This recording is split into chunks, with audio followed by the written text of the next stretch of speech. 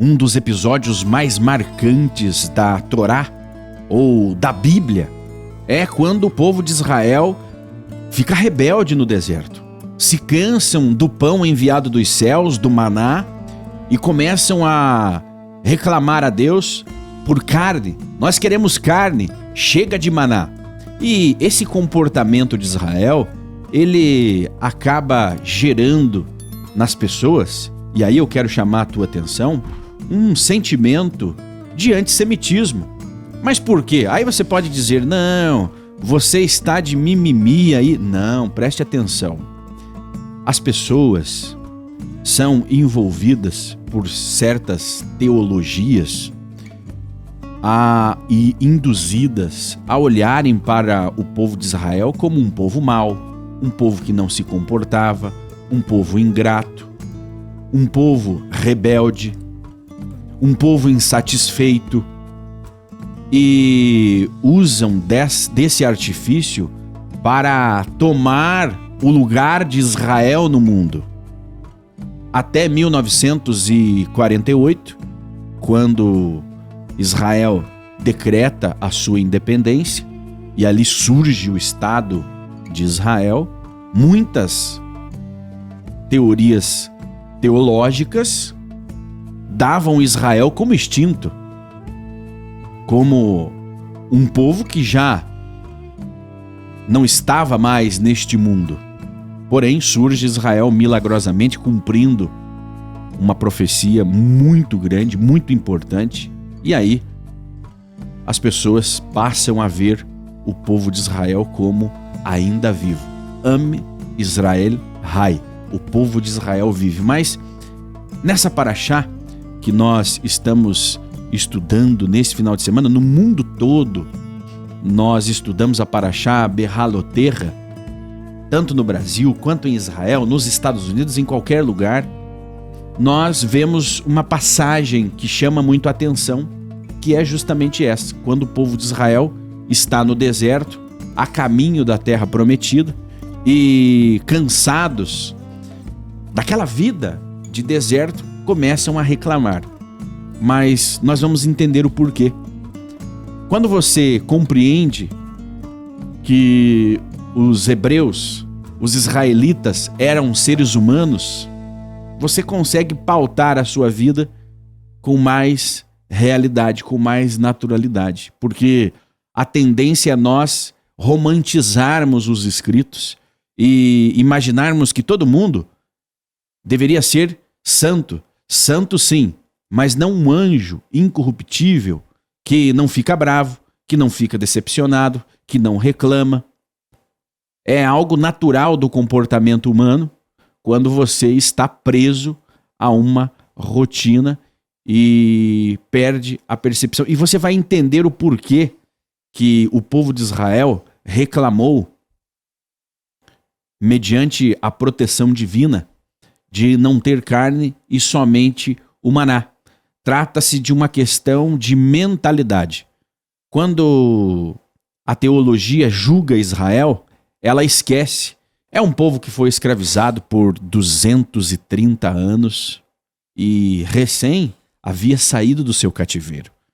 Quando você começa a analisar os escritos sagrados sob o prisma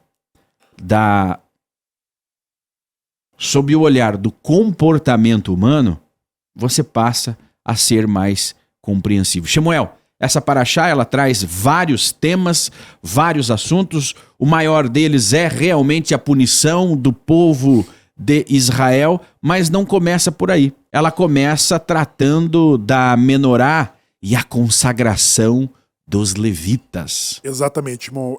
Behaloterra, ela é a sequência do que começamos do quarto livro da Torá, Bar Midbar, Nassau, que é, primeiro, o censo, da forma como são organizados ali os acampamentos, as tribos, tendo ao centro o Mishkan,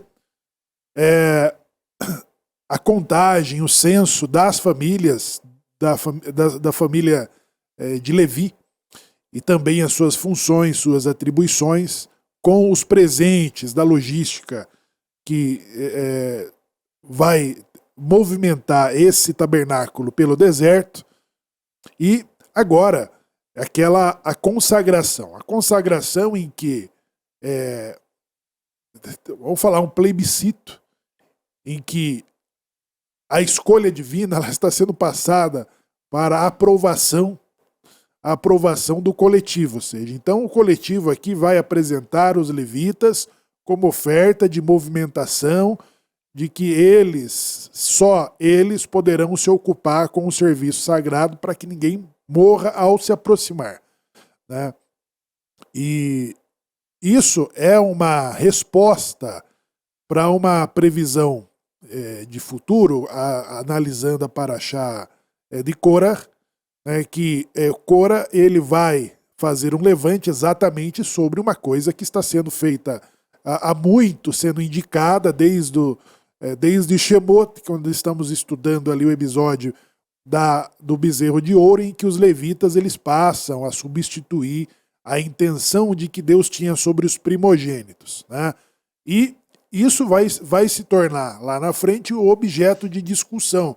Tudo que está acontecendo aqui, tudo que está acontecendo até aqui será questionado politicamente por Korah sobre a legitimidade dos primogênitos. Então, está sendo muito discutido, é como se estivesse prevenindo sobre a discussão que vai se desenrolar lá na frente, sobre a legitimidade entre os levitas, como a acusação de usurpação que vai apontar a Aharon e Moshe.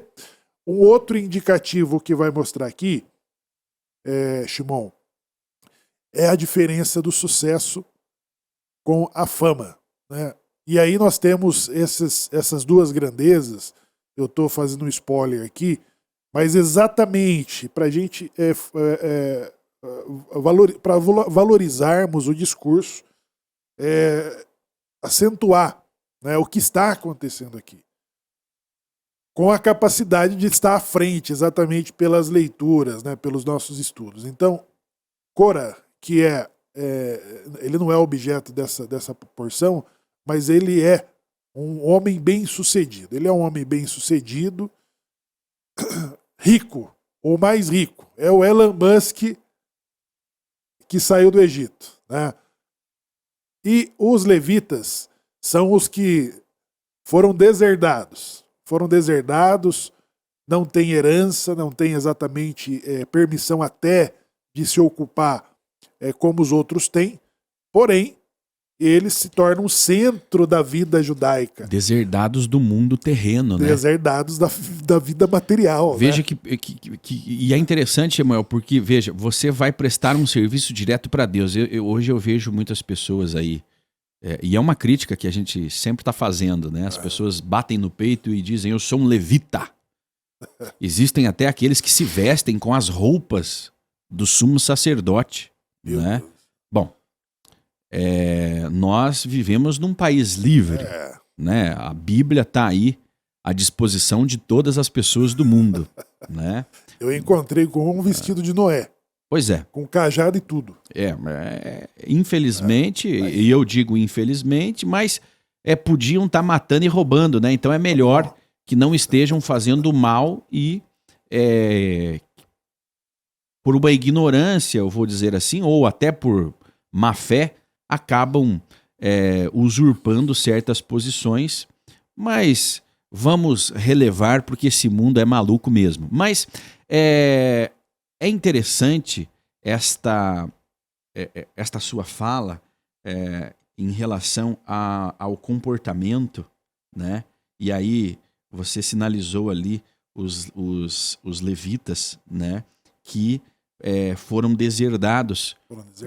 Então, você sempre tem uma escolha a fazer e sempre terá que abrir mão de alguma coisa para conquistar outra. Shimon, é quase que um voto de pobreza. Né? Porque veja, tá na lei, né? Tá na lei. Tá na lei que ele não poderia ter terras, ele não poderia ser dono de bois, ele não poderia ter empreendimentos imobiliários. Plantações de oliveiras. Ele teria que servir no templo.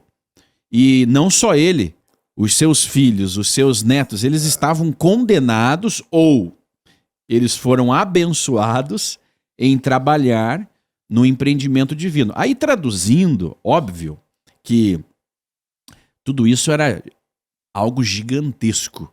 Você trabalhar para Deus, supostamente, né? A gente, seres humanos, dizemos que é para Deus, mas na grande realidade, tudo aquilo era para nós mesmos. Porque Deus não precisa. Deus não precisa de um templo, ele não precisa de sacrifícios. Nós é que precisávamos de todo aquele trabalho para nos mantermos o mais próximo possível. O mais próximos possível e elevados. E a elevação, ela custa. A elevação, ela custa amizades, ela custa posições, ela custa tempo, né? E para os levitas custou. E custou bem caro. Caro. Foram deserdados entre seus irmãos, né? Foram espalhados, não tinham casa própria, assim, no sentido figurado. E sempre que é mencionado os pobres, eles estão juntos.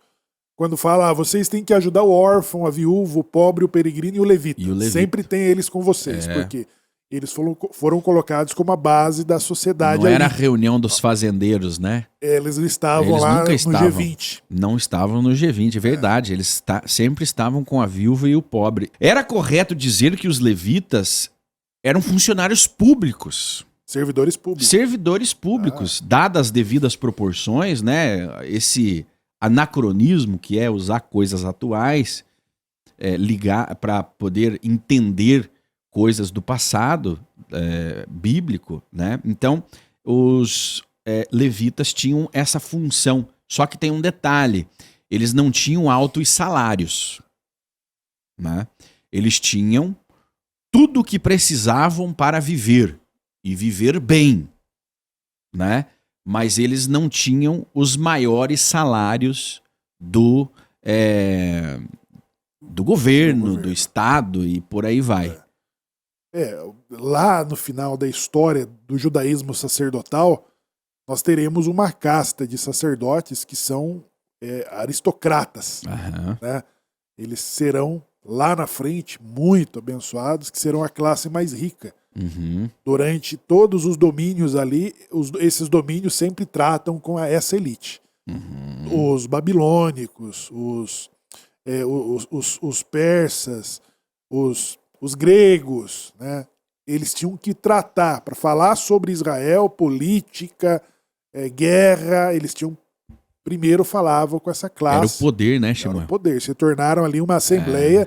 A grande assembleia que remonta ali, os judeus que retornam da Babilônia, até Herodes o Grande, que depois, né, o Israel, ele vai ter um ápice econômico muito forte só ali. Né? E ali eles aparecem no topo da sociedade como decidindo tudo. Né? E os romanos, que depois de Herodes, depois que Herodes morre, que os romanos passam a ter procuração do mandato judaico, eles também têm que tratar com essa elite sacerdotal. Né? Então tudo, inclusive a rendição, a destruição do templo, os romanos sempre tiveram que tratar passaram a ser chamados de saduceus. Né? Tornaram-se aristocracia, mas lá no começo não. Eles entram exatamente fazendo um voto de pobreza. Né? O servidor público, ó. É como você ir. Hoje as cruzadas, assim, as pessoas vêm de várias regiões para prestar concurso no Rio de Janeiro, São Paulo, Brasília, né? Para se tornarem servidores públicos. Por quê? Pelos altos salários, pelos benefícios, pela estabilidade. Tudo isso é garantido e faz com que as pessoas estudem e se apliquem. Havia uma estabilidade porque ele ia ser levita para o resto da vida. Ninguém ia. A não ser que ele morresse, né, por causas naturais, ninguém ia tirá-lo, ele não perderia o cargo, porque aquilo era um direito eterno dele. E aí, o que chama atenção, por que lá na frente um homem bilionário, um Elon Musk, vai se incomodar com o serviço dos levitas, Shimon? Ele ficou de fora, Shimon? Ele ficou de fora. A questão da fama e o sucesso, né? Você pode ter as duas coisas, é possível que você tenha as duas coisas. Né? Ó, Inclusive o exemplo que eu estou usando do Elon Musk, ele estava essa semana brigando com o homem mais poderoso do mundo, que é o presidente norte-americano.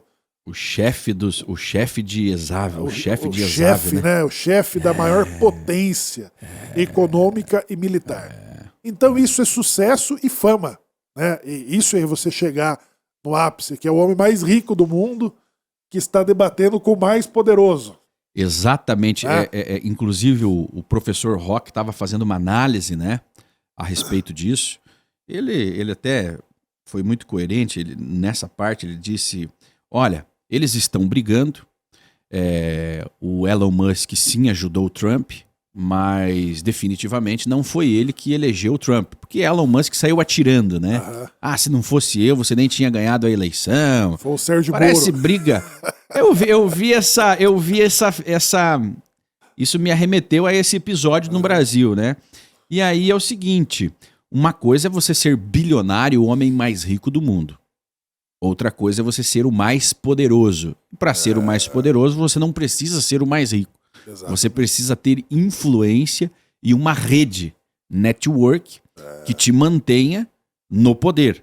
Falando alto, né? Falando alto com a Suprema Corte, com o Senado, com o Congresso. Com o Irã, você... Poder de fogo. Exatamente. Então o Trump é o mais poderoso e Elon Musk... Lógico, nós não sabemos o que aconteceu lá dentro. É até interessante falar sobre isso, porque está tomando, né, as pautas mundiais aí. Isso pode ser catastrófico para os Estados Unidos, né? Mas, porque o Elon Musk também tem os seus poderes, né? Mas ele não pode esquecer que toda a sua fortuna atual foi construída com base no dinheiro de um Estado, que é o Estado americano. Sim. Né? Ele mesmo, por si só, não teria chegado aonde chegou sem os contratos bilionários que tem com os Estados Unidos. Né? Eu não comprei o partido de nenhum dos dois porque eu não sei o que aconteceu lá dentro da Casa Branca. Mas, externamente, o que se sabe é que Elon Musk foi chamado para uma missão e homens como Elon Musk têm o ego bastante elevado, né? Ele foi chamado para uma missão.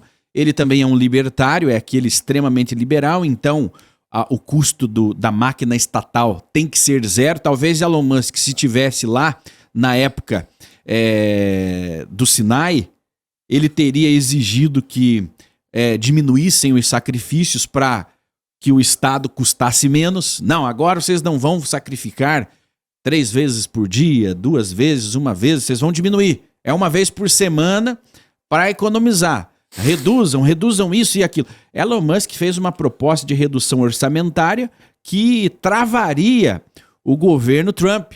Trump fez muitas promessas para vencer a eleição, principalmente na área militar dos Estados Unidos. E Trump tem um objetivo: enfrentar a China. E para isso é preciso gastar muito dinheiro, né? Aí não vamos entrar nesses temas econômicos. Uma outra comparação entre poder e fama, entre sucesso e fama. Ou seja, você pode ser muito rico e não ser exatamente conhecido. Né? Exatamente. Que todas que as mais semanas nas mídia, páginas, na mídia. E é gostoso, hein? É gostoso você ser reconhecido, você ser comentado, porque isso porque quem tem dinheiro paga para isso. Exatamente. Passa a pagar. Paga. Se não fosse bom. Exatamente. Agora, Shimon, um outro exemplo que eu quero trazer aqui, clássico e contemporâneo. Um deputadozinho, abre aspas, de Minas, de chinela havaiana, uma camisa preta, faz vídeo de 1 minuto e consegue mudar a decisão de governo. Né? Ele consegue, no período em que estava tendo a posse do presidente Trump, que era a coisa mais discutida no mundo, ele consegue fazer um vídeo e alcançar mais de 260 milhões de visualização, que foi mais do que a população brasileira. Isso é um lapso de fama. Aí o cara faz de novo e bomba de novo. O cara faz de novo e bomba de novo. E aí você fala, isso é fama. Como que ele tem esse poder de comunicação, né? E é um poder de comunicação, de persuasão, que ele consegue trair, ou seja, ele furou a bolha. Ele conseguiu furar a bolha e falar com... Ele conseguiu falar com a totalidade dos brasileiros. Ultrapassou. E mais um pouco. Fala, meu Deus do céu, vamos ter que controlar as redes sociais.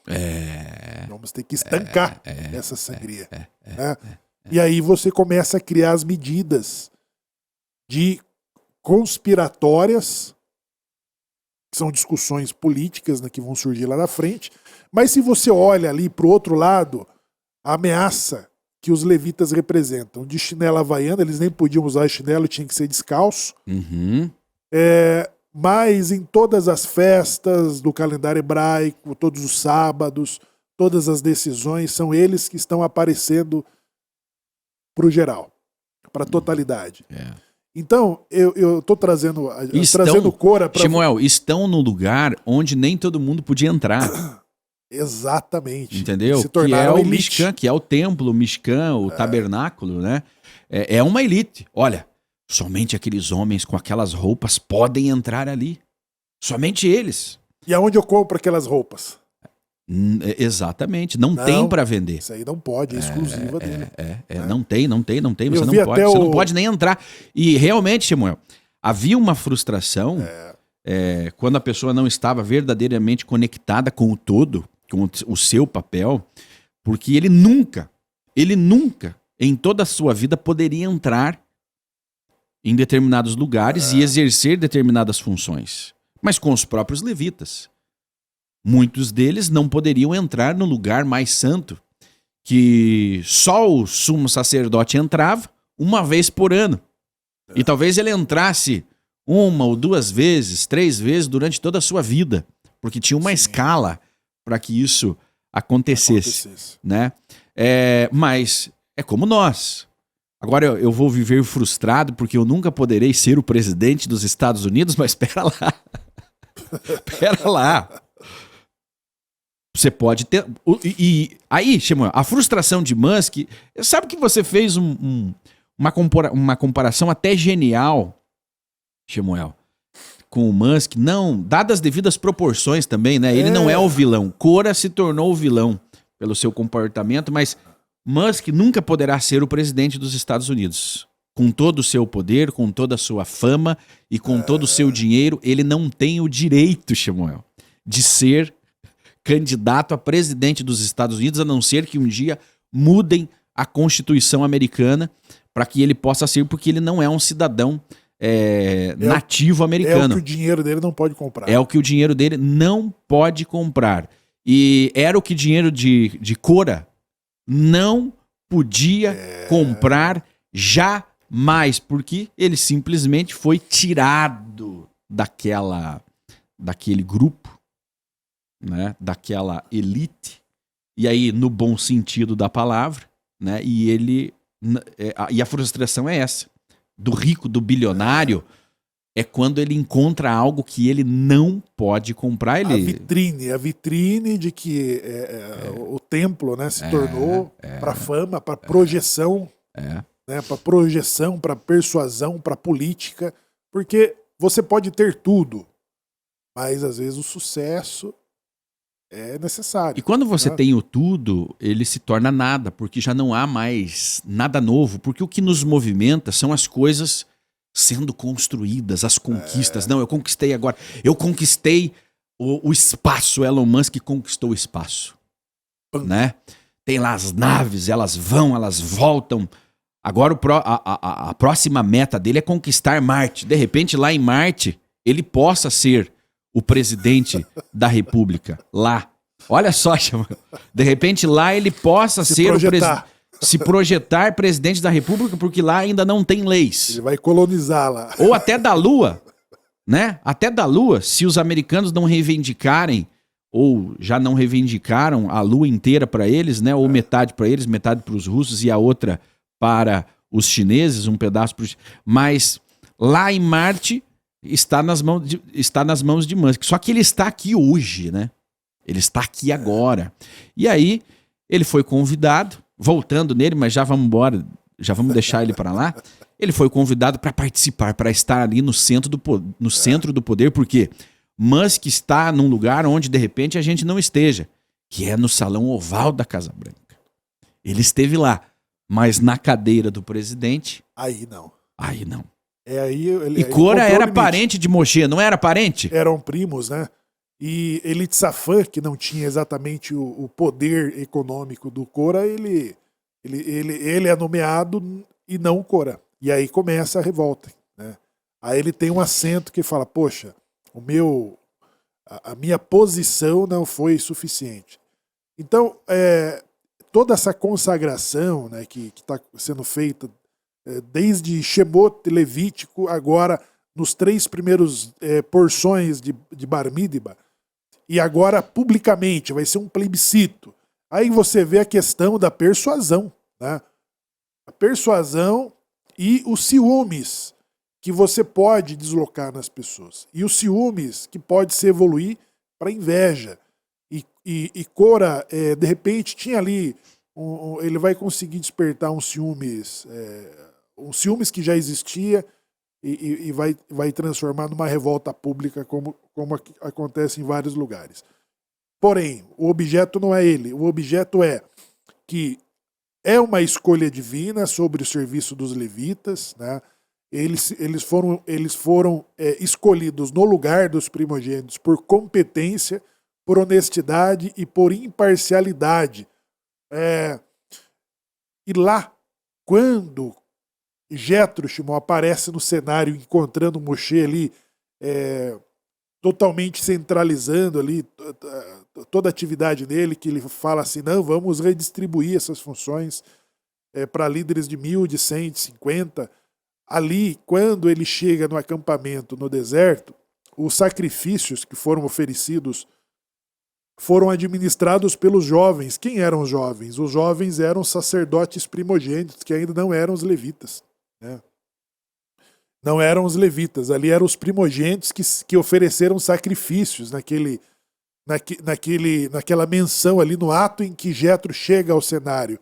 E depois isso muda, né? Depois, exatamente, a outorga da Torá, o deslize sobre o Avodá Zará, que muda. Bom, agora não mais os primogênitos, que os primogênitos estão sendo também objetos dessa porção, exatamente como Deus falou, ó, eu estou separando os levitas no lugar dos primogênitos. O censo está classificando isso. A ordem foi, contem tribo por tribo. Trouxeram os números. Agora, Haron, contem a tribo de Levi separadamente. Trouxeram os números a partir de um mês de idade de todos os levitas. Agora faça uma outra contagem. Tragam o número dos primogênitos. Quando trouxeram os números dos primogênitos, Bidion Raben, o resgate. Porque agora, no lugar dos primogênitos, eu quero os levitas servindo. E vocês vão consagrar isso. Então é importante, né, que essa insistência de que os levitas conquistaram competentemente a posição e precisou ser construída durante todo esse tempo de forma muito contundente. Por quê? Porque ela será fortemente questionada lá na frente, né? Ela será fortemente questionada. Então, é interessante, então foram selecionados por Deus, né? Isso é impressionante, mas não poderiam, mais uma vez, para a gente seguir aqui com a pauta desta paraxá, eles não poderiam ter o que as outras tribos tinham, né? Não poderiam ser empreendedores, não poderiam ter terras, não poderiam atuar em outras áreas que não nessa área santa, nessa área sagrada que era o serviço do templo, o serviço do Mishkan, especificamente agora no deserto. Também há uma segunda chamada, Shemuel, para o Pessah, né? Olha só como o desenvolvimento da história do povo judeu, dos israelitas, nesse período era a inclusão. Inclusive daqueles que, olha, é algo simples, né? Daqueles que não puderam participar, daqueles que estavam em viagem, estavam em atividade, estavam impuros por um motivo ou por outro. Houve uma segunda chamada para a celebração desse dia. E essa chamada é válida, curiosamente, até os dias de hoje. O Pesach Sheni, né, a segunda chamada. O sacrifício, né, ele tornou-se um critério de que qualificava quem pode participar do sacrifício de Pesach. O que nós temos hoje é um ceder de Pesach. Não há mais o sacrifício de Pesach. E para o sacrifício de Pesach só poderiam participar as pessoas que estavam dentro de uma pureza ritual ou, claro, que estavam presentes. Para você entender, quando da destruição do templo, do segundo templo do Império Romano, já existia o mesmo efetivo da população israelita, ou de judeus, né, do primeiro século, morando fora de Israel. Então, se hoje, é a mesma coisa, hoje nós temos em torno de 7 milhões de israelenses, e fora de Israel existe muito mais. E aí, com a presença do templo, você tem que cumprir a mitzvah de celebrar e oferecer o sacrifício. E quem não podia, quem estava ritualmente impuro pelo contato com a morte, ou quem estava distante. Ele estava distante. Eu estou em Nova York, eu estou no Iraque, eu estou na Babilônia. E lembrando também que não tinha internet, né, Shemuel? As pessoas também não tinham o calendário escrito. Elas se pautavam pelo calendário lunar. Né? E aí, em viagem, as coisas mudam. Né? Nem todo mundo era um especialista em observar a lua, observar as estrelas. Sim. Se você estivesse num lugar que estivesse chovendo demais, né, você já perdia essa contagem. Então, as dificuldades do calendário, porque muitos não conseguiam acompanhar o calendário. Porque, mais uma vez, o calendário era regido pelo templo, pelo Mishkan, pelos levitas. Era decreto.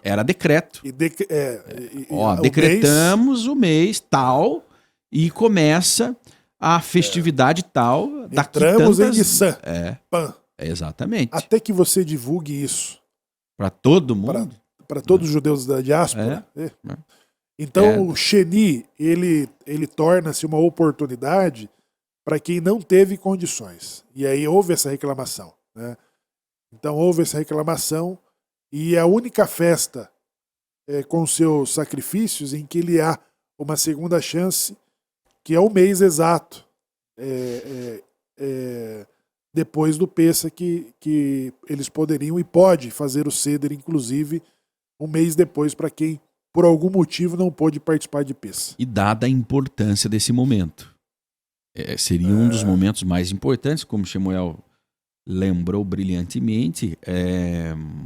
É a única festividade, é o único período, o único marco que há uma segunda chance para você realizar, porque você precisa passar por esse portal espiritual que é a redenção, é a redenção de Pesach. Você precisa passar, porque é o marco onde o bem vence a maldade, onde a miséria da escravidão, né, torna-se prosperidade da liberdade. Então, todos nós precisamos passar por esse período e observá-lo. Né? Então, ele é tão importante que foi pensado numa segunda oportunidade, uma segunda janela de abertura para que você possa passar ali e levar o que é seu. Exato.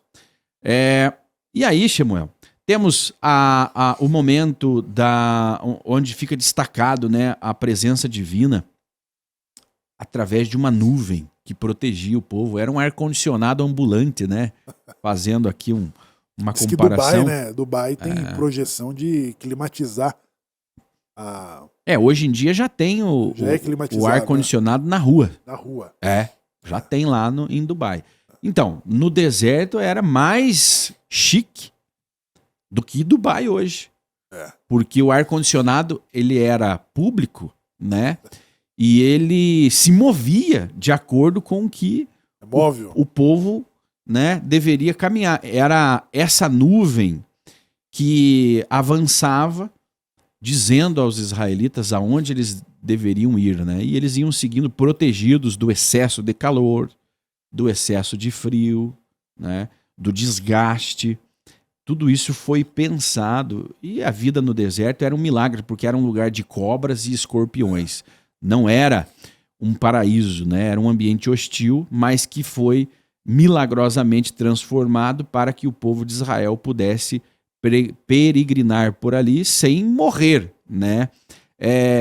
E prosperava mesmo em meio ao deserto, né? Nós já falamos sobre isso, né? Os inimigos admiravam quando o povo de Israel passava. Os méritos, né? Os méritos dos patriarcas vão garantir. E por isso que o deserto, que é o nome do livro, né? Bar Midbar, é essa experiência social a partir do lugar de onde você não produz nada, né? A terra, a aridez, o clima, nada favorece para que você produza. Toda providência, ela vai ser divina, do que você se veste, da água, do alimento, da carne, do pão, e também da climatização, do rigoroso frio da noite e do rigoroso calor do dia. Então essa climatização, ela vai atender. Por isso que vários salmos, né, e várias outras partes da consideração dos profetas, eles consideram que esse cuidado que foi dispensado aos hebreus do deserto, ele tornou um mimo. Ele tornou uma nação mimada. E esse mimo, ele fica muito evidente no relato dos espias. O relato dos espias mostra uma dificuldade de se desprenderem dessa cobertura total, né, do pai e da mãe. Redoma. Dessa redoma. Falou, pô, aqui é onde nós seremos, daqui seremos jogados aqui nessa terra de Canaã. Tem que trabalhar, tem que arar a terra. Tem que preparar a terra, vamos ter que brigar com esses caras aqui, ó, com a espada. E trouxeram esse relato para desencorajar a massa da população dos israelitas, dos hebreus. Quando fala israelita, lembro do Nahor, né? O nosso Nahor, que vai por um abraço. Então os israelitas, eles foram desencorajados, por quê? Também começaram a pensar sobre a mudança, né? Então é uma coisa que... E a mudança assusta. Estamos falando de um efeito, positivo, claro. Uma providência, ó, tô com calor, climatizou. Frio, tá protegido. Né? Alimento. A roupa não desgastava, né? Acho que o Salmo 106, o Salmo 105 é um retrato, assim, da forma que Deus mimou o povo. Porque ali consta toda a providência que Deus sempre estava à frente, assim, ó, resolvendo. Queremos água, tem água. Queremos carne, e aí tem um episódio aqui da carne, né? O povo se cansou do maná. Maná, mãe, não aguento mais esse iogurte, quero outro, né? Maná, e quiseram carne e foram atendidos com carne, né? Mas o mau comportamento dos filhos levou à ira, mas eram pessoas que eram escravas, Samuel. Quando você sai de um momento de escravidão, e nós não estamos falando aqui de 100 anos, de 200 anos, de 300 anos no deserto, né, mudando, não. Faziam poucos meses, né, que haviam saído do Egito, daquela condição de escravidão. Então, quando você entrega para um escravo, ou um recém-liberto, né, uma terra, porque do período que você sai do Egito até a chegada lá no episódio dos espias, foram apenas alguns meses, literalmente, né? Não foram 40 anos. Não. Aqui essa paraxá, ela marca a primeira vez que o povo de Israel sai do Sinai, rumo à terra prometida. Então, era recente, né? Isso. E aí já há as primeiras reclamações, justamente pela rotina, pelo excesso de proteção, e aí você vai criando ali uma certa confiança e um certo comodismo. Novamente você se torna escravo de uma condição, né? E você lembra que, puxa, afinal de contas não era tão ruim, né? Lá no Egito, porque lá tinha carne, lá tinha pepino. Vem a mente seletiva, né? Então eles conseguiram lembrar das coisas boas, né? Vem um discurso e vamos voltar a comer picanha com farinha, uma cervejinha gelada. É uma mente seletiva. E aí você esquece todas as outras coisas, a opressão, as privações. Você esqueceu tudo aquilo ali, apagou, e você conseguiu lembrar só dos pepinos, dos peixes, dos melões, das melancias, das coisas boas, do alho poró. Olha, nós tínhamos isso, nós tínhamos aquilo. E a mistura de gente, né, que subiu, ela vai servir exatamente como esse objeto para instigar, né, as imaginações. Porque o Salmo 95 ele fala assim: e se hoje ouvirdes a minha voz, não endureçais vossos corações, como aconteceu em Merivá e Massá. Merivá e Massá marca exatamente quando foram provados. O ser provado também é de que, é claro, toda a providência ela vai vir na direção de um perigo, né? Mas não de que as situações em si venham nos provar, as disposições, os dispositivos de gratidão, de sensatez, que é o bom senso, né? De honestidade, de paciência, todas essas tensões humanas que quando ela tensiona, ela escala ultrapassando as relações, seja do homem com o homem e seja do homem com Deus, dentro do que recebemos também das pessoas, né? Então, nós estávamos falando aqui, o que poderia produzir o Elon Musk se toda a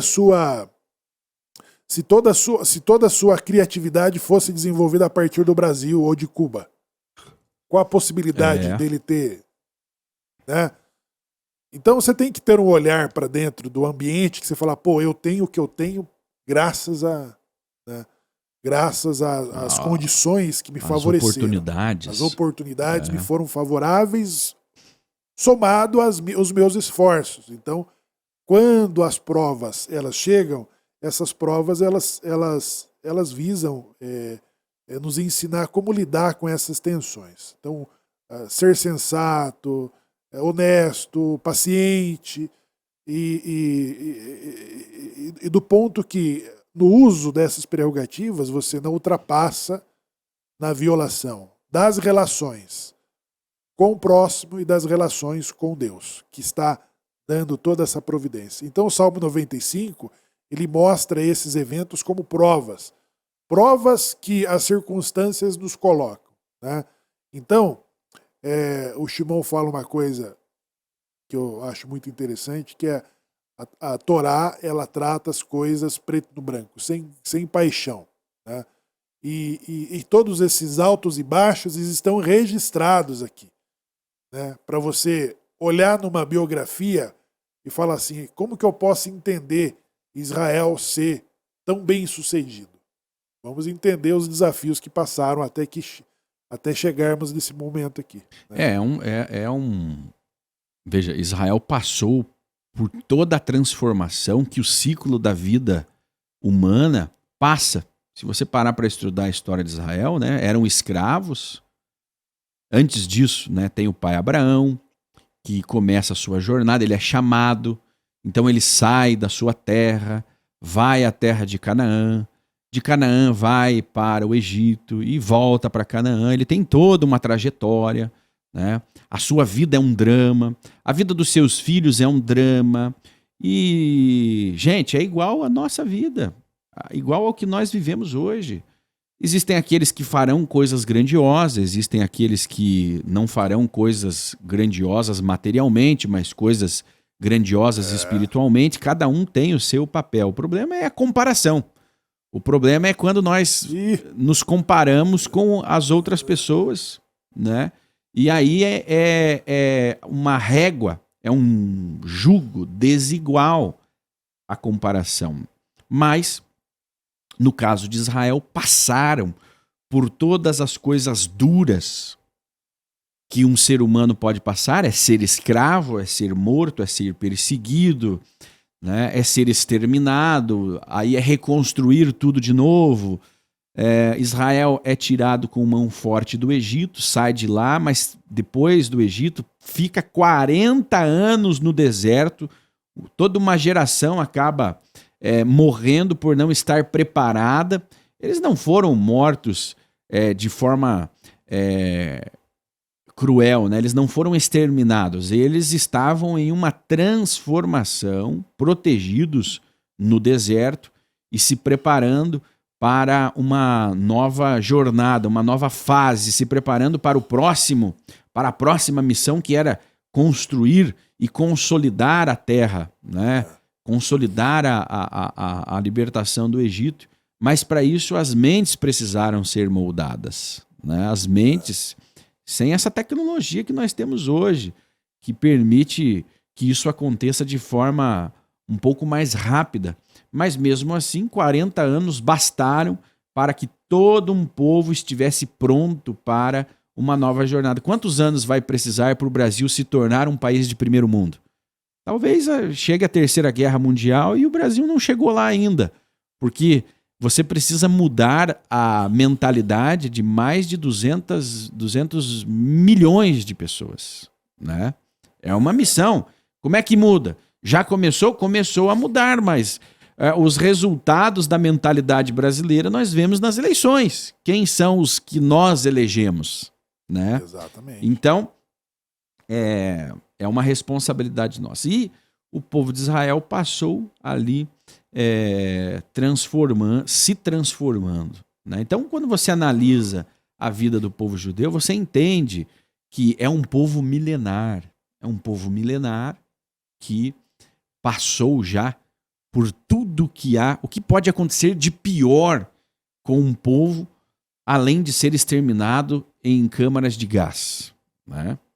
Então é uma experiência, e é uma experiência genética, passada de pai para filho, de mestre para aluno, né? Só mudava de endereço, né? Só mudava de endereço. Então, hoje é possível compreender, e veja bem, não é um povo melhor do que todos os outros povos. É um povo sofrido, é um povo com experiência, é um povo com legado. Qual é a maior riqueza que um judeu deixa para o outro? É o conhecimento. O conhecimento das emoções, é o conhecimento das finanças, é o conhecimento dos direitos e dos deveres, da ética. Essa é a riqueza que um judeu deixa para o outro. E essa riqueza aí é inegável. Ela vem lá do deserto. Então, os nossos antepassados tiveram que ser moldados 40 anos no deserto. Qual é o desafio dessa nova geração? É conseguir conviver com o extremismo que diz abertamente que vai nos exterminar. Esse é o desafio dessa geração. Como é que nós vamos lidar com isso? Bom, experiência nós temos. Agora, coragem também.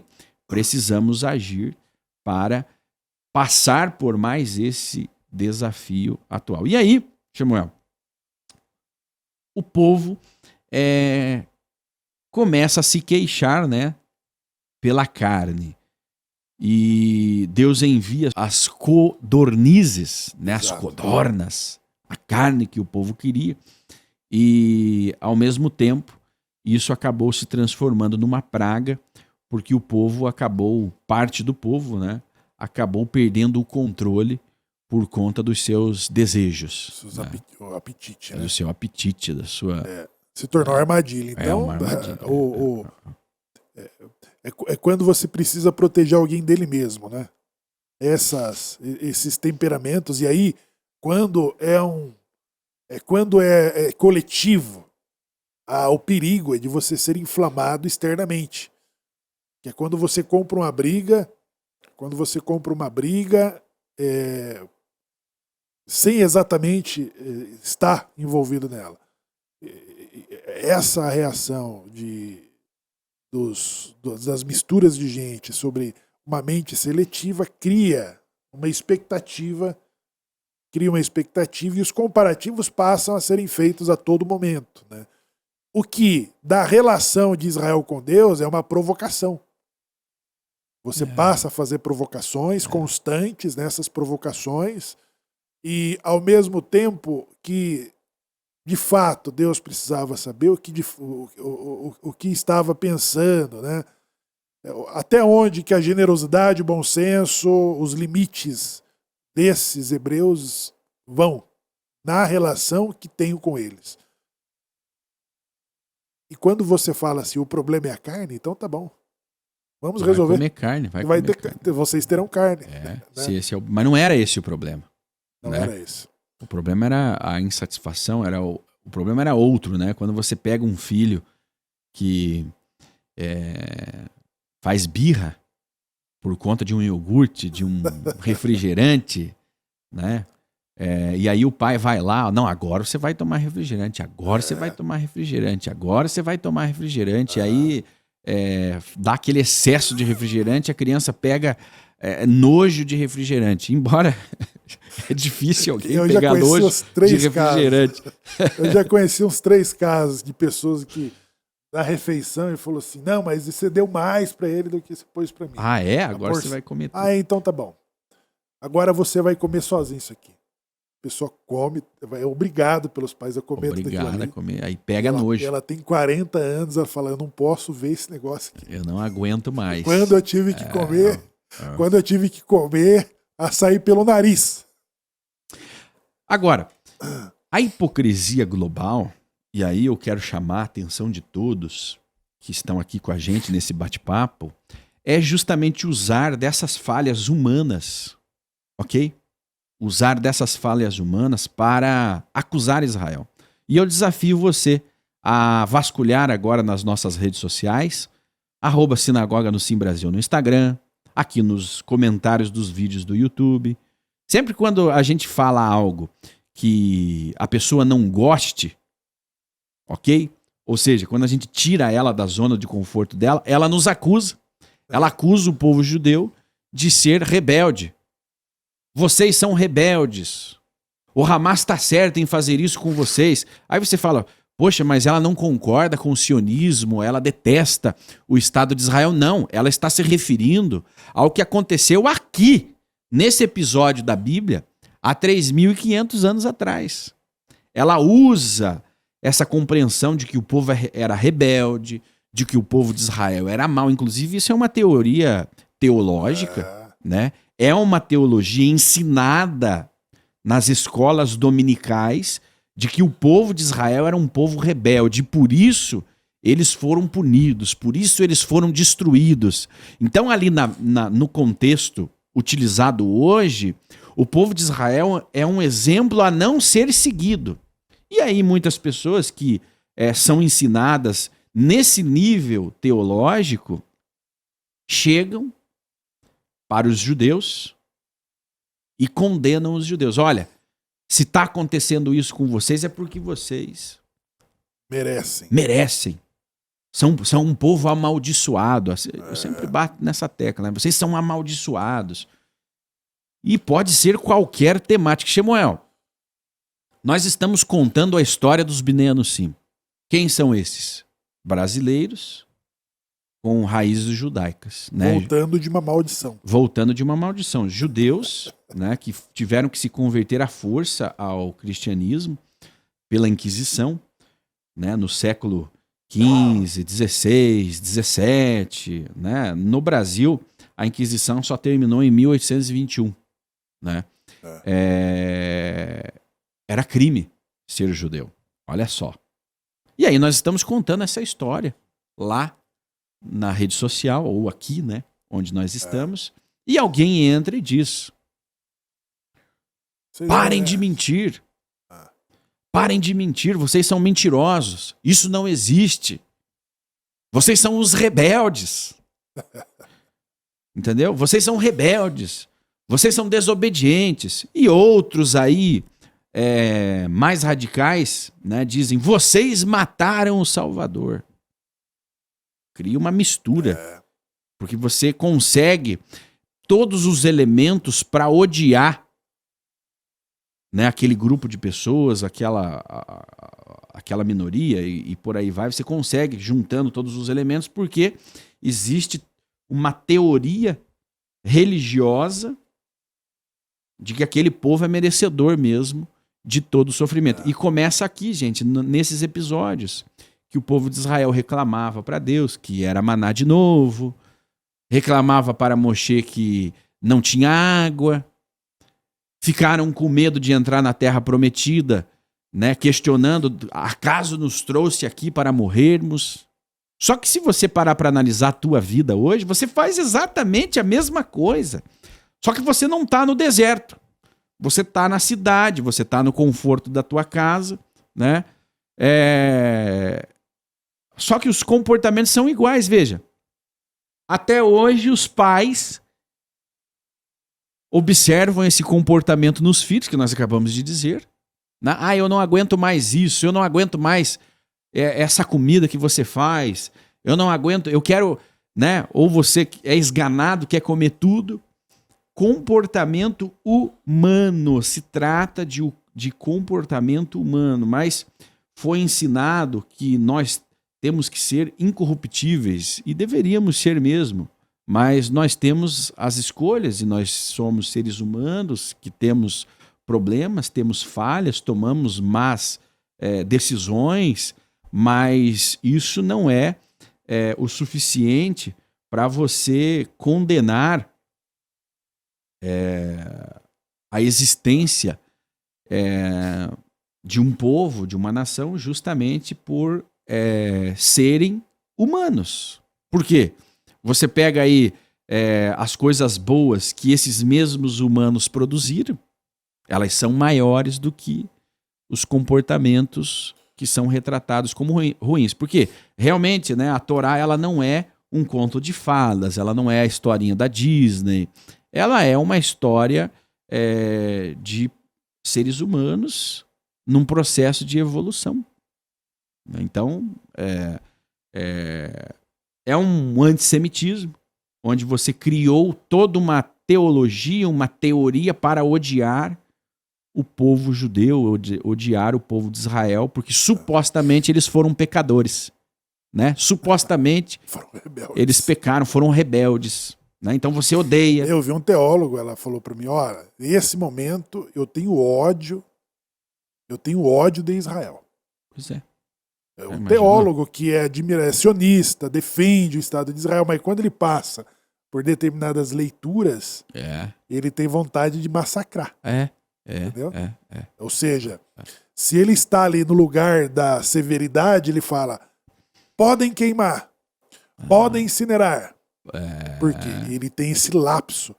E um lapso de um contato, de uma leitura, e a lente dessa leitura, ela não está analisando todos os pontos, né?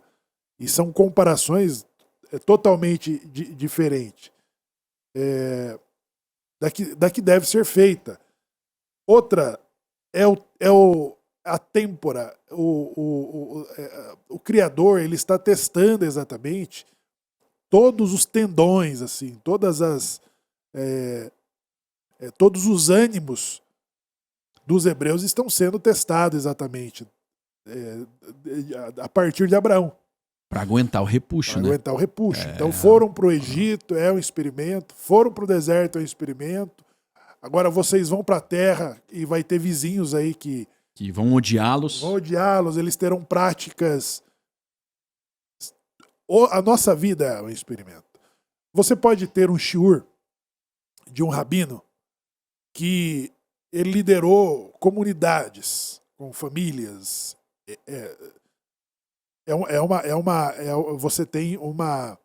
Você tem uma fonte.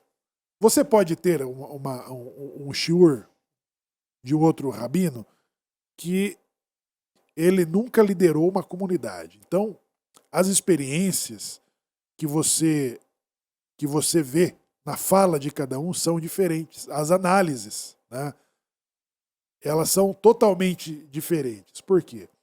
Aquele que liderou uma comunidade, ele passou, né, por diferentes experiências humanas daquilo que ele ensinou na prática. Quem não, ele tem uma experiência muito mais restrita e que seus ensinos não vão refletir, né, a reação humana sobre o que aprendemos de Torá. A Torá, ela foi feita, não é para anjos, elas foram feitas para o homem. Então, são as circunstâncias que vão nos testando. E aí, quando nós falamos de maldição, sobre merecer as cruzadas, sobre merecer ser expulso do seu próprio lugar, sobre merecer a Inquisição, sobre merecer a perseguição e a desapropriação dos seus bens, a tomada dos seus filhos, ser convertido à força a outra opinião, a outra religião, ou a ser levado a um campo de extermínio, a um campo de concentração, você acha que isso é um pagamento? A bênção é milagres que Deus vai transcender a natureza à frente daqueles a quem ele acha que merece ser abençoado. Então, o deserto vai dar a climatização, o maná, a carne, a água. Isso você não tem em todo o tempo. Você tem a natureza se mobilizando e dando aquilo que ela não costuma dar. É um milagre. A maldição também é um milagre na contramão. É um milagre às avessas. E quando vem as maldições, que a maldição é castigo, e o castigo que você pune o seu filho, você está condenando ele à morte, ou você está forjando ele, o seu caráter e a sua personalidade? Ninguém surra um filho e fala, agora você é um maldito e sem rumo na tua vida. Não. Quando alguém pune o filho, é porque ele está forjando o seu caráter através daquela circunstância para pôr ele de volta no caminho que você pretende que ele anda. As maldições também são milagres. As maldições são o inverso das bênçãos que Deus descreve na Torá, quando ele decide abençoar os descendentes de Abraão. E você será cabeça e não cauda, você emprestará e não tomarás emprestado, a tua produção vai ser 4 vezes, 5, 10 vezes mais, ninguém vai te molestar. Ah, mas se você não andar nos meus caminhos, é as avessas, é o contrário. E a natureza também tem que transcender para conseguir inverter o que Deus decidiu sobre determinada pessoa. Então, o fato de sermos forçados a uma religião é uma maldição às avessas, é um milagre às avessas. A Inquisição, todos esses foram castigos, porque quando um pai castiga, é na intenção de trazê-lo mais próximo de você. Quando o pai desiste de forjar, que ele fala, ó, vá para onde você acha que tem que ir, faça o que você quiser. Esse pai desistiu. Uhum. Essa é a maior maldição. Essa, né? é a maior maldição. Né? Quando você não tem ninguém nem para te corrigir, né? Para te orientar e para te admoestar. Ninguém gosta de ser admoestado. Então, a torrerá, que nós chamamos de admoestação, são as maldições que visam trazer o povo para o lugar para onde ele precisa caminhar. Ou do contrário, Israel não existiria, né, há 80 anos, subsistindo, resistindo a tudo a que fomos submetidos dos últimos 2.000 anos. E há 3.300 anos de existência. E é muito importante nós destacarmos que o povo judeu, ou Israel, né, ele não tem a intenção de converter ninguém. Né? Não há essa missão. Não é uma missão judaica converter as pessoas ao judaísmo.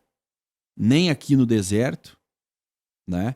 E nem hoje, nos dias em que vivemos. Não é uma missão, não é um mandamento converter ninguém De jeito para os judeus. E também os judeus, eles não são os donos de Deus. Eu vi um debate de um rabino e um pastor, onde o pastor, ele também munido de uma teologia antissemita, né? E também não faz nenhum A sentido. teologia da substituição. Não faz nenhum sentido um rabino debater Bíblia com um pastor. Nenhum sentido. É puramente por audiência, para gerar uma polêmica, porque são perspectivas e expectativas de futuro totalmente diferentes. Porque a suposta briga não, quem é o verdadeiro filho de Deus? Quem, né, é o dono de Deus? Né? Os judeus não são os donos de Deus.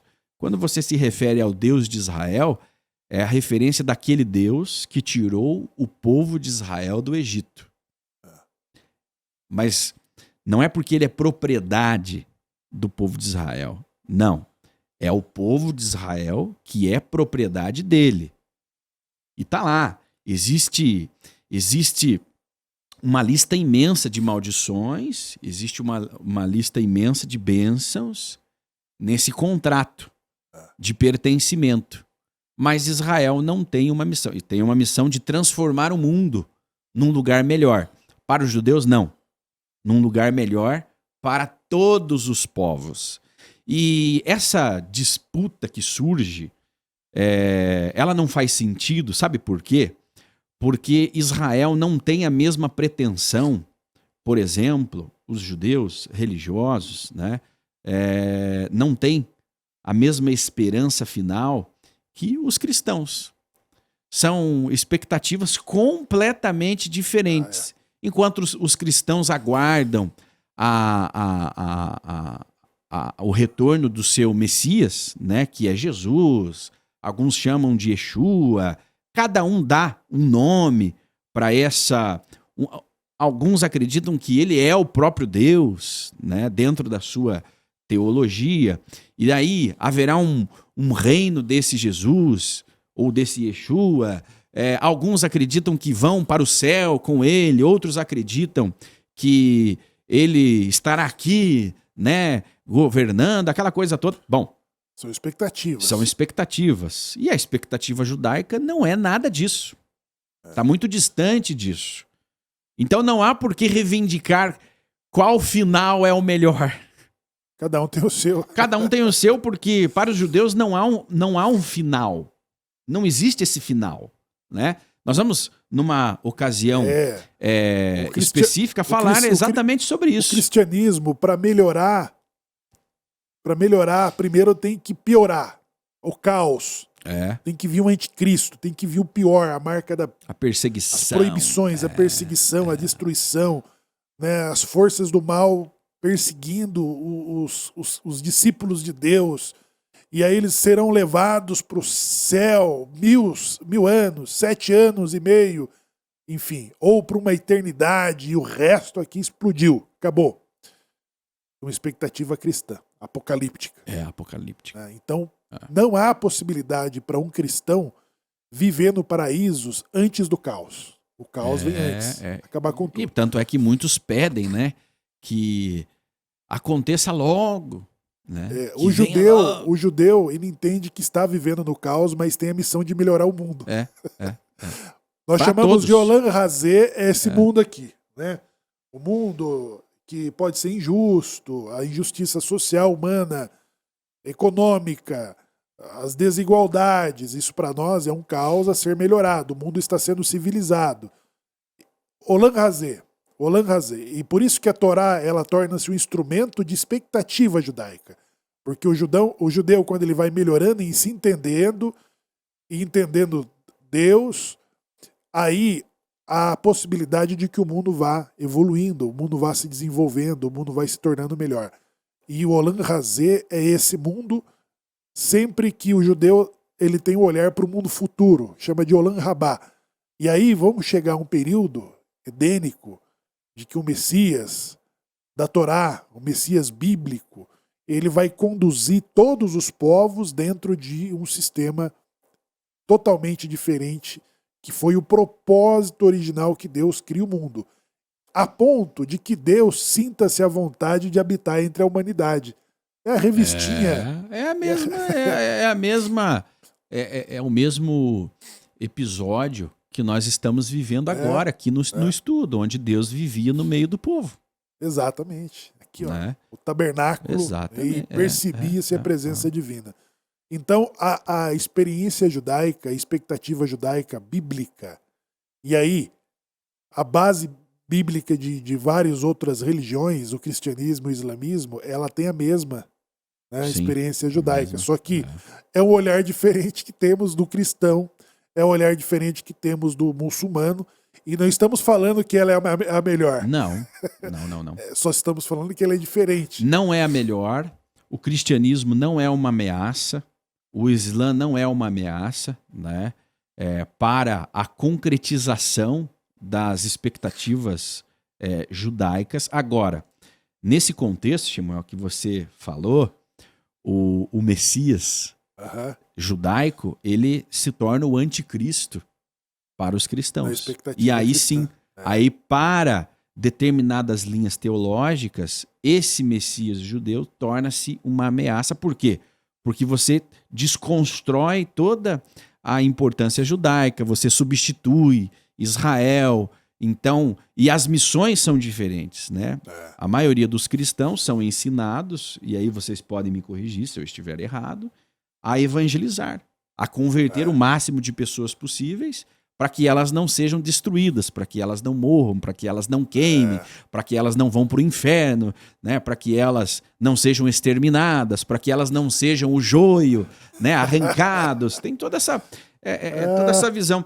E na visão judaica não é assim que se trata. Na visão judaica se trata de uma missão de transformar o mundo, criar curas, tecnologia, soluções, proteção. A ferramenta é a mesma, nós usamos de forma diferente. Então o cristão ele usa a Bíblia, a Torá, os profetas, os escritos, para estudar Deus. Tanto que é confuso. Muitas crenças cristãs, ela é confusa para muitos cristãos, até para eles. Sobre quem é Deus. Né? É três, é um, é o mesmo. Jesus é Deus. Né? Não, ele é um, são pessoas distintas. Essa confusão, ela não é uma confusão judaica e nem bíblica. É uma confusão, é um estudo cristão. Então, o cristão ele usa a Bíblia como instrumento de estudar Deus, teologia, o estudo de Deus. O judeu usa a mesma Bíblia para estudar o mundo e a si mesmo. E o comportamento humano. E aí, porque a proposta de Deus é faça o homem à sua imagem e semelhança. Se nós entendermos mais sobre nós saberemos mais sobre Deus. Exatamente. Nós chegaremos à essência de Deus e tudo vai melhorando a partir disso. Dessa leitura. Então, mas alguém pergunta, a Bíblia de vocês é igual à nossa? Não. Não é, porque as perspectivas são completamente diferentes. São diferentes. O futuro é completamente diferente. E aí nesse debate de rabino e pastores, o rabino falou, olha, o Deus de Israel não é o mesmo Deus dos cristãos. Aí o pastor se ofendeu, né? E disse, olha, Israel não é o dono de Deus. Estou resumindo aqui. Sim, interessante esses debates. Israel não é o dono de Deus. Aí o rabino falou, não, mas nunca reivindicamos ser os donos de Deus. Mas o que o Deus de Israel diz para o judeu é uma coisa, e o que o Deus dos cristãos diz para os cristãos é outra coisa. Por quê? Porque nós temos uma perspectiva, segundo o que o nosso Deus nos disse, e os cristãos têm outras perspectivas, segundo o seu Deus diz. Olha só, gente. E aí, mas por que você fica ofendido? Não, porque você, judeu, tem que ler a Bíblia, tem que ler a palavra de Deus como eu leio, como eu entendo, porque eu sei interpretar a Bíblia. Através da nossa teologia. Uma presunção. É uma presunção, porque cada um vai olhar para aquilo e tirar as suas conclusões. E aí é o seguinte, você tem que ter ideia que o judeu nunca passou por uma escola dominical, nunca passou por uma escola bíblica, ele estudou na yeshivá. Né? O estudo de Torá, ele não é teológico, ele é cultural, histórico, espiritual, né? Ele é civil. De autoconhecimento. De autoconhecimento, né? E algumas coisas que não estão escritas são passadas de pai para filho, de mestre para aluno. Não existe apenas a Torá escrita, existe a Torá oral, né? É um outro universo completamente diferente. Mas aí alguém critica e chama o povo de Israel de rebelde simplesmente porque é diferente. Agora, eu não vejo essa mesma briga com os islâmicos. Eu nunca vi um debate de um pastor cristão com um... É sheik, né? Um líder.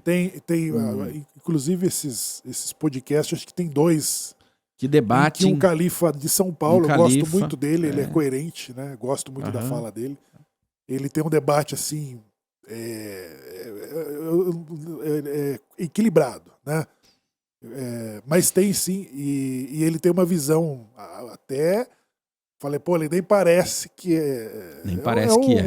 É um líder muçulmano moderado. Né? Ele tem uma visão muito aberta, assim, expandida. Ele consegue ter um olhar sobre as diferenças e coexistir com ela, a ponto de que ele fala, não, essa interpretação judaica é assim, assim, assim. Ele fala sobre Jesus, ele consegue transitar ali. Acho que é um padre, um pastor, um rabino e o califa de uma comunidade. São exatamente... porque a perspectiva católica ela é diferente da perspectiva evangélica. Sabe por que eu digo, Shimon? Completamente diferente, Samuel. Mas eu não vejo essa briga, né? Até entre as mesmas vertentes cristãs, né? Em relação de desconsiderar a própria existência um do outro. Mas que a minha leitura sobre esse debate, que eu nem tenho aqui o link para indicar. Veja só. Não é produtivo na realidade. O pastor e o padre, eles são proselitistas. Por isso que eu acho que me surpreendeu a fala do califa. O califa, que também é proselitista. Ele também é proselitista. Né? Ele não está sendo agressivo assim, nem sobre os cristãos e nem sobre os judeus. Porque o centro de tudo é a salvação, não é? E aí o pastor é mais, o pastor Quem nesse tem debate, a salvação o pastor para dar? nesse debate ele é mais agressivo, né? Porque tem essa questão de por que vocês não aceitam, né? A questão da exclusividade, da escassez, o exclusivismo da teologia cristã.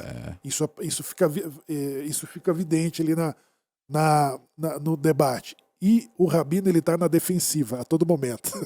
Porque ele, coitado, historicamente, ele foi convertido à força por cristãos e convertido à força por muçulmanos. Aí no debate, ele já entra numa defensiva assim, eu não sou melhor, mas né, calma lá.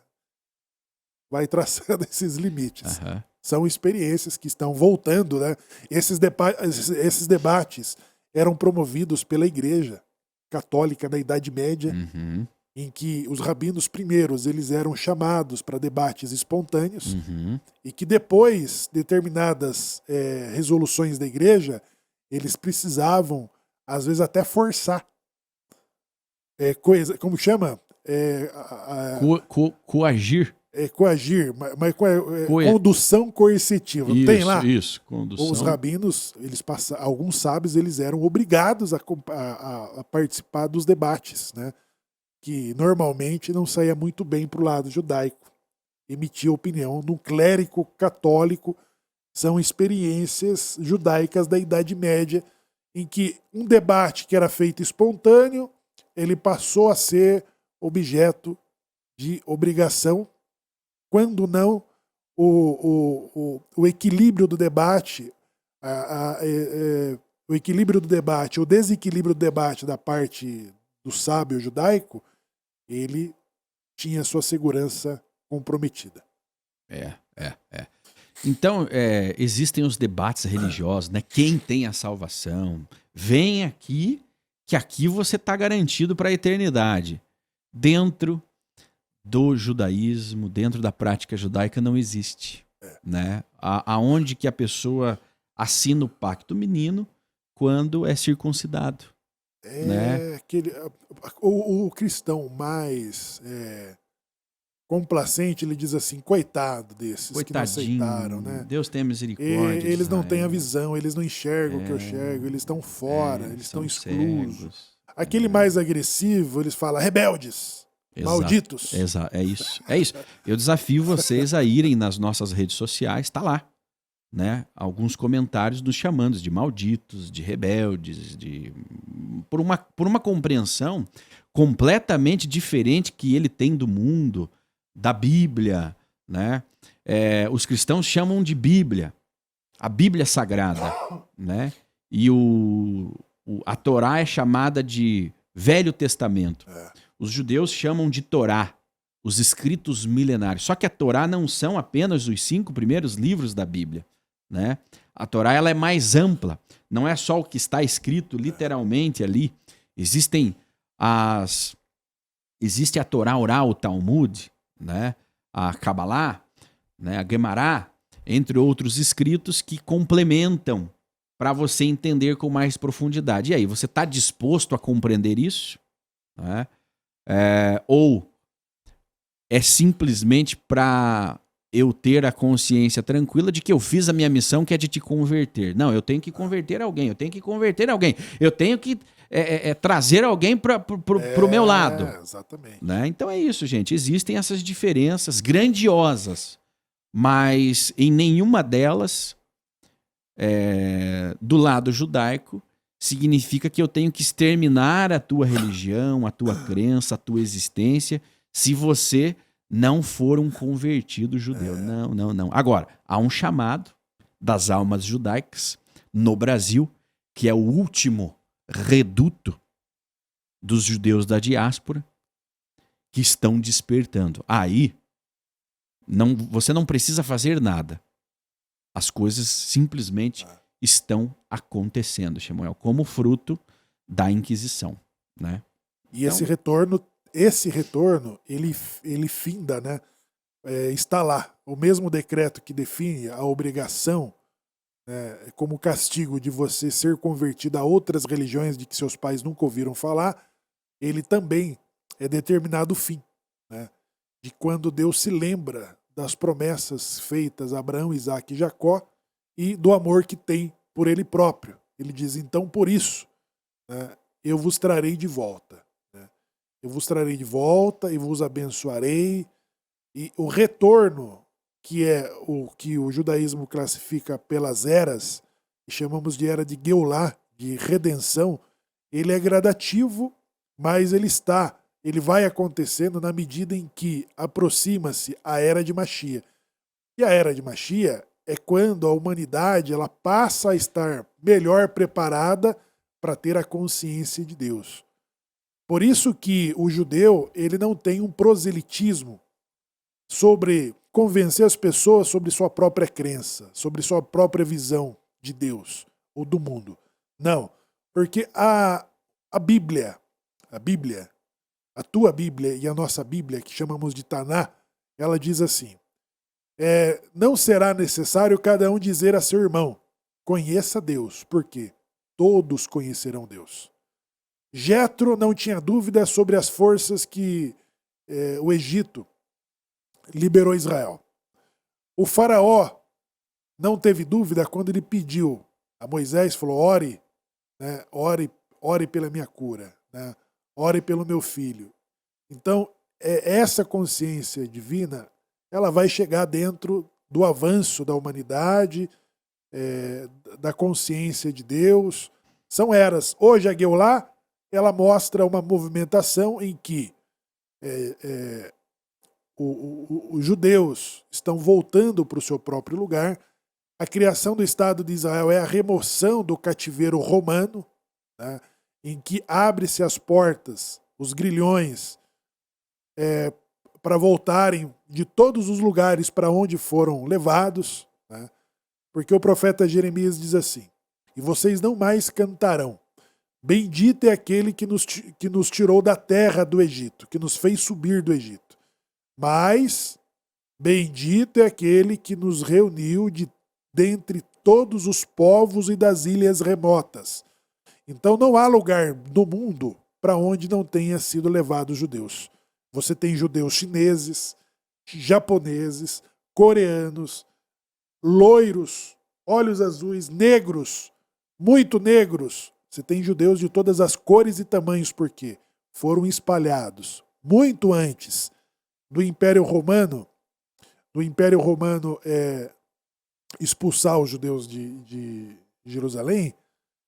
Já havia judeus em todas as partes do mundo conhecido, né? Então hoje esses judeus estão sendo reunidos, mas só a partir do quê? Só a partir da remoção do cativeiro, que é a criação do Estado de Israel. E aí caberia um outro estudo sobre isso. Muito bem. Então você fica agora com o recebimento do Shabat, né? A reza, as orações, os salmos, as bênçãos. O Shabat é o dia especial para o povo judeu, mas você também pode participar dele, você também pode celebrar ele, você também pode se conectar em um nível mais elevado com o Criador, se concentrando neste Shabat com a sinagoga Anussim Brasil. E mais importante também é rezar pela paz de Jerusalém e a proteção de Israel. Existe uma bênção especial para quem se preocupa com Israel e clama a Deus, né, pela proteção da nossa terra, Eretz, certo? E você também pode se tornar um embaixador por Israel. Como? Eu, Shemuel Zakai, estamos indo a Israel com essa missão, que é mostrar ao mundo o que Israel viveu e o que Israel vive, para defendermos a existência de Israel. E nesse processo, nós vamos de norte a sul, de leste a oeste, nessa expedição Israel 2025, e você pode ser um candidato, né? Se você tem condições de agenda financeiras para poder ir a Israel conosco e se tornar um embaixador, aquele que vai representar Israel para o mundo. Esta é a 8ª frente de batalha que Israel está travando, não só contra o terror, mas também pelos globalistas, mas também pela mídia que ataca Israel diariamente e distorce toda a história, contando apenas aquilo que serve para sustentar as narrativas contrárias à existência de Israel. E para isso nós estamos nos levantando e enfrentando o sistema. Quer saber mais? Clica aqui no link, preenche o formulário, nossa equipe vai fazer contato com você. Uma imersão completa em Israel, onde de lá você estará preparado para defender, primeiro compreender, entender, né, e depois defender Israel como um embaixador por Israel, tá certo? Então, fique aqui com a gente, clica aí no link e nos vemos logo mais no serviço sagrado. Não saia daqui, você vai ser encaminhado diretamente para lá, tá bom? Até a próxima. Shalom, Shabbat Shalom.